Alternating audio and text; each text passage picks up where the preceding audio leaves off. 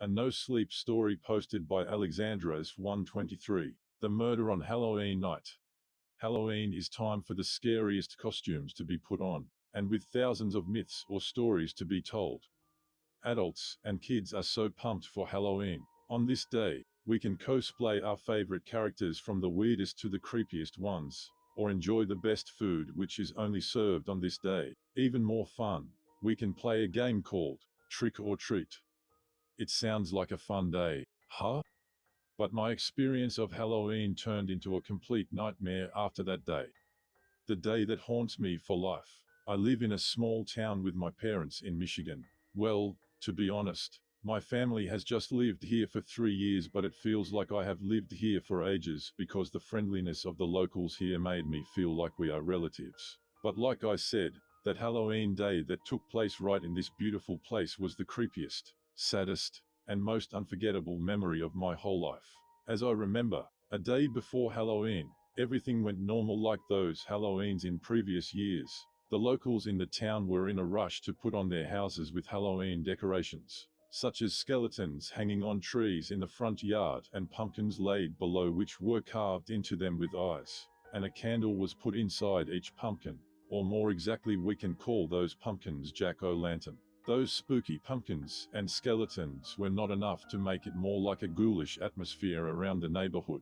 Those trees on the street were the creepiest ones in my town because they were all decorated with spider webs and spooky red and green lights. Sometimes, you can see demonic symbols carved into the tree bodies, and human skulls can be seen both under the trees or hanging on the trees with blood-like liquid covered on them. Furthermore, the sound from owls could be another factor contributing to the creepy atmosphere. Every year, those owls from nowhere flew to our town on Halloween, and when the night covered the entire place, they raised their voice to sing the hair-raising melody which could be heard all over the place. The eerie and spooky atmosphere was more on the increase. Those street poles outside were illuminating the surroundings, but they all failed to make it less spooky. Everyone included, I was so excited for the next day to come. The next morning came, bringing brightness and warmth to the entire place, and on the way to school with my friend, she suddenly asked me to join a group of people in the town, including me, her, and a few around our age. The others were younger than both of us. We would together play the traditional game Trick or Treat on Halloween night. I was so excited that immediately agreed to join in. After school, I came home with excitement because this was the first time that I was going to play the trick or treat game with lots of friends. Well, a bit about myself. I was an introverted person and I preferred to be alone, so making friends seemed to be a challenging task for me. But luckily, I was not being on my own for long, because on the first day at school in this new town, I helped a girl who was being bullied, and since then, she became my very first friend in this town. During Halloween in previous years, she was always my favorite person to play the trick or treat game with, but for this year's Halloween holiday, I would play that game not only with my bestie but also with those new friends in the neighborhood. We were all ready when the night fell. As I said, the nighttime made the surroundings spookier. Now, people in the town started walking around the town with their creepy costumes, and I also had one for myself. It was the costume of Spider-Man, my favorite superhero. It was embarrassing when those friends put on creepy costumes like zombies, ghosts, devils, skeletons, and even my soulmate. She put on a very creepy witch costume, but she was attractive to my eyes. I couldn't stop gazing at her until she asked me, "Hey, are you good, buddy?" I replied, "Yeah, I'm okay." She continued asking me, "Why are you staring at me?" I falteringly responded, "Hughes, you look so scary." She continued asking me, "Really?" I said, "Yeah." She asked me with a giggle, "So it's not because you like me?" I embarrassingly said, "Huh, what are you talking about?" She replied, "Nothing." She kept saying, okay, let's go, doobie." I didn't understand why she kept calling me that nickname. Her name is Jenny, but I often called her Jay. Everyone in the group was wearing spooky costumes except me, who was wearing a superhero costume. I couldn't describe how embarrassed I was at that time. We started moving from house to house and knocked on each door, shouting trick or treat, and receiving the candies. After a while, we collected quite a good number of sweets. We carried on moving until Jay and I came to a house. This house was not decorated with spooky things like other houses. It was just a normal house, so I assumed that owner didn't like Halloween. I told Jay, "I don't think we should be here." She asked me with confusion. "Huh, why not?" I said. "I don't know, but it seems like the person who owns this house doesn't like Halloween." She continued asking me, "How do you know that?" I replied, "I looked around and saw no Halloween decorations." She said while smiling, "Huh, just because of that, you tell me that we shouldn't be here." She kept saying, "Hey, don't be a chicken, bud." We knocked on the door of the house. After a few minutes passed, the door slowly opened, and through the dim light of the street pole, a man's face gradually appeared. He was quite old at first glance with a kind face and constantly had a happy smile on his lips, but it seemed as though his smile was genuine. Although I don't talk much, I can predict other people's feelings or thoughts. And with just a glance, I could recognize the man's unusual expression. During the conversation, I noticed that his eyes were always looking far away and there was an unspeakable sadness in his eyes. At first thought, it was just an ordinary old man living alone in the house, but what he was about to say truly gave us goosebumps. He told us about a story in which two kids were playing around on Halloween night and one of them was brutally murdered. He kept saying that the murderer was nowhere to be found, but there was a piece of paper left at the crime scene. On the paper, it said, "When the night falls, I will wake up and bring the nightmare to the world, Death Bringer." After he had finished telling the story, the old man looked at me with a slight smile and told us to be careful when playing around at nighttime. After receiving the candies from that old man, we quickly came back to the group. But from the moment we got out of that house, a sense of someone or something's presence kept increasingly haunting me. On the dirt path, footsteps kept echoing from behind me. It seemed normal at first, but I picked up on one strange thing. Every time we stopped by a house for candies, the echo of footsteps of someone following us stopped, and as we kept on moving, I heard it once more. I told Jay about it. "Hey Jay, it feels like someone is following us." She looked at me with surprise and responded, "Huh, there's someone following us." She looked around and said, "I see no one following us." I replied, "Are you an idiot? No one on earth will let you know when they stalk you." She smiled and said, "I think you're just imagining it.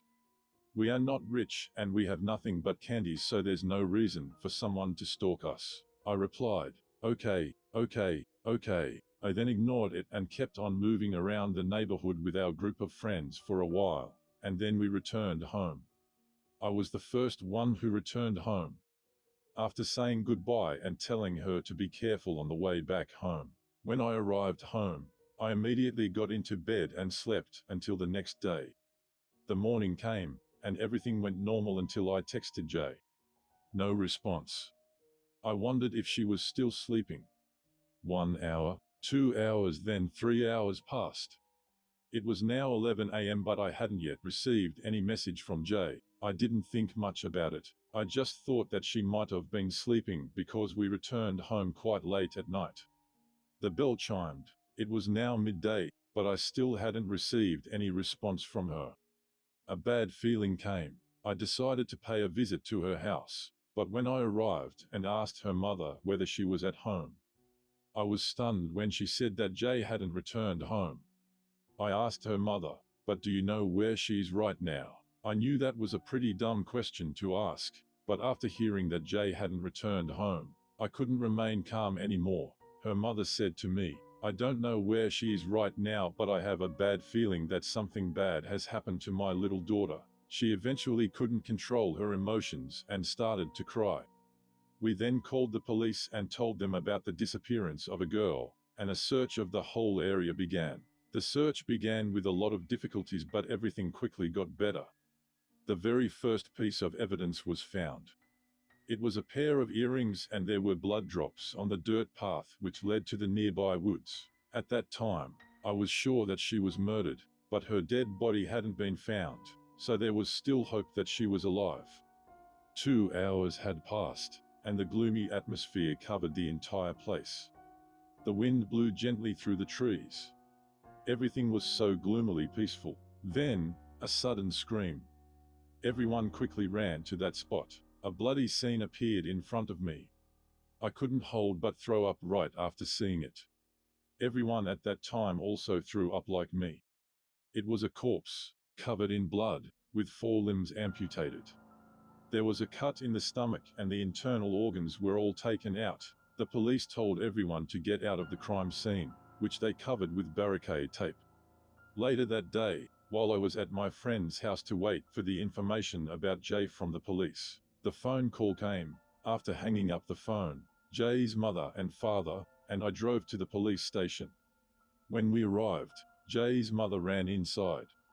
A police officer came and took us to an office room. He said the identity of the dead body was discovered. It belonged to a girl whose name was Jenny. He knew that a family was reporting that their child was missing, and that was a reason why he called us to come and check if that girl was their daughter. He then took us to the room where the dead body was stored. When we pulled down the white cloth, it was her, my friend. But now, in front of me, it was not the lovely girl who always made jokes about me, but a soulless corpse lying in the freezing room. Her mother, after seeing her poor little daughter in that state, couldn't stay calm and she fainted.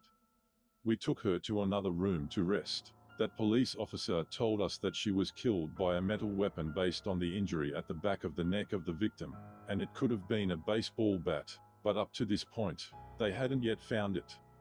After knowing the truth, we came home. I said goodbye to them and returned home. On the way back home, I couldn't control myself. I started to laugh and then cry. There was a great joy and a deep sorrow within me. That mixed feeling was like tearing me apart both physically and mentally.